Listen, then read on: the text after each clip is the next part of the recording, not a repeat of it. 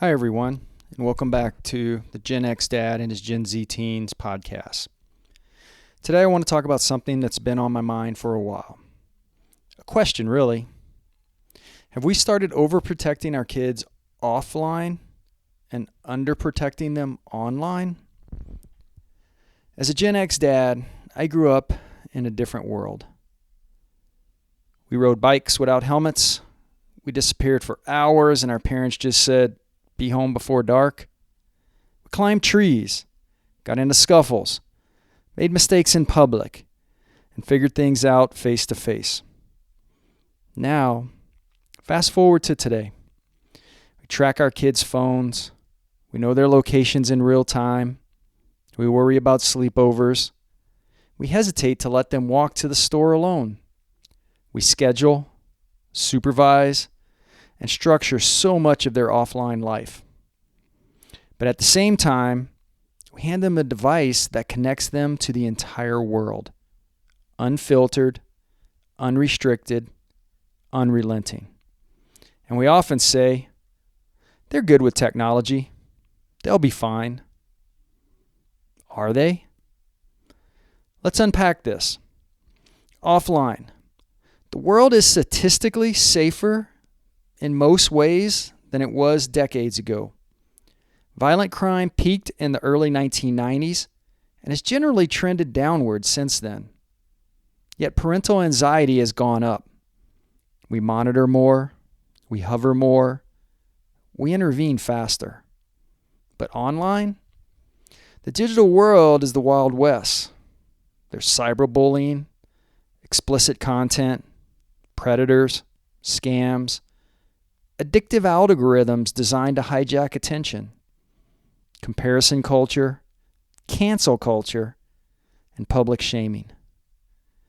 And the kicker is this: the offline dangers are visible.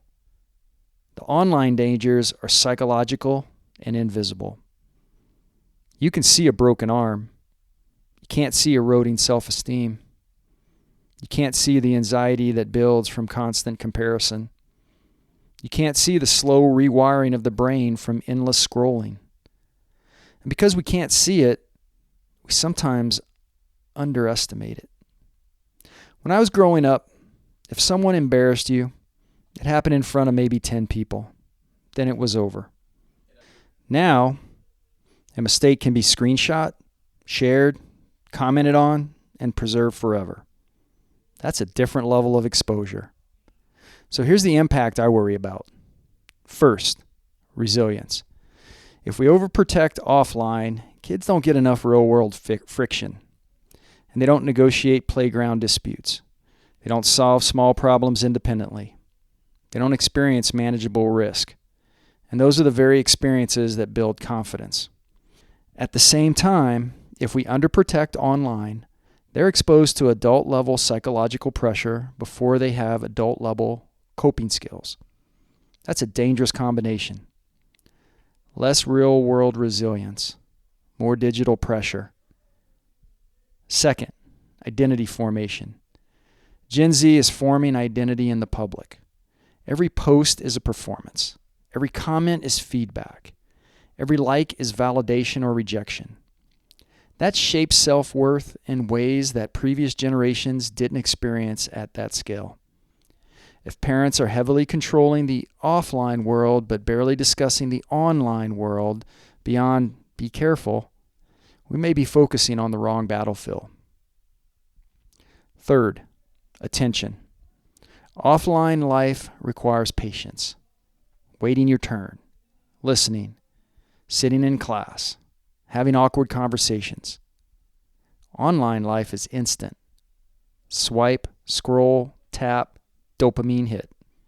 If we clamp down on physical independence but don't see thoughtful digital boundaries, we risk raising kids who are physically safe but mentally overstimulated and emotionally fragile.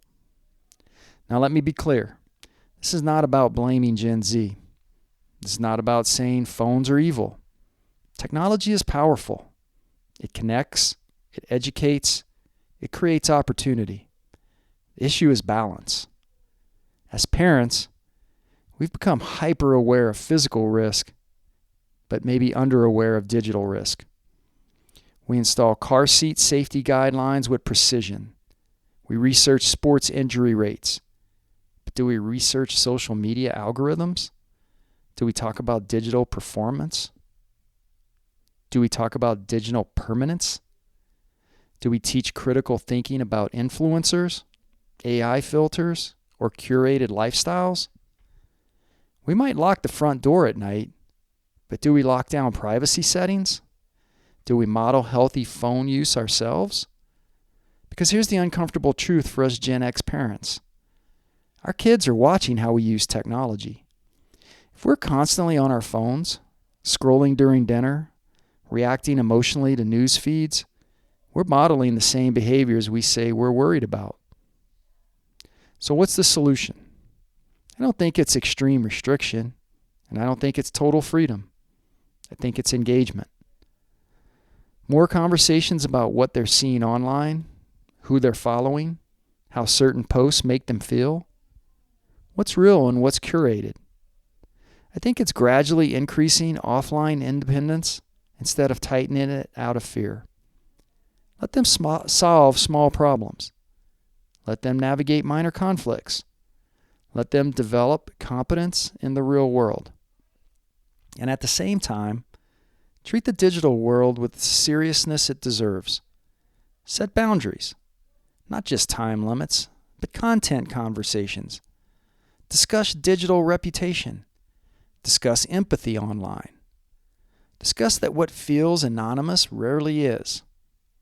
If we're going to protect, let's protect where the damage can be deepest. Broken bones heal. Damaged self-worth can linger. And I say all this as a dad who's still figuring it out. I don't have the perfect formula. I just think it's worth asking the question. Are we guarding the sidewalk but ignoring the screen? Are we preventing scraped knees while overlooking silent anxiety? Maybe the goal isn't maximum protection in one area and minimal in another. Maybe the goal is raising capable, resilient, digitally wise young adults. That means loosening our grip on some offline spaces and tightening our awareness on the online ones. I'd love to hear your thoughts. Are we overprotecting offline and underprotecting online? Or do you see it differently? I want to thank you for listening to the Gen X Dad and his Gen Z teens. I'll catch you in the next episode.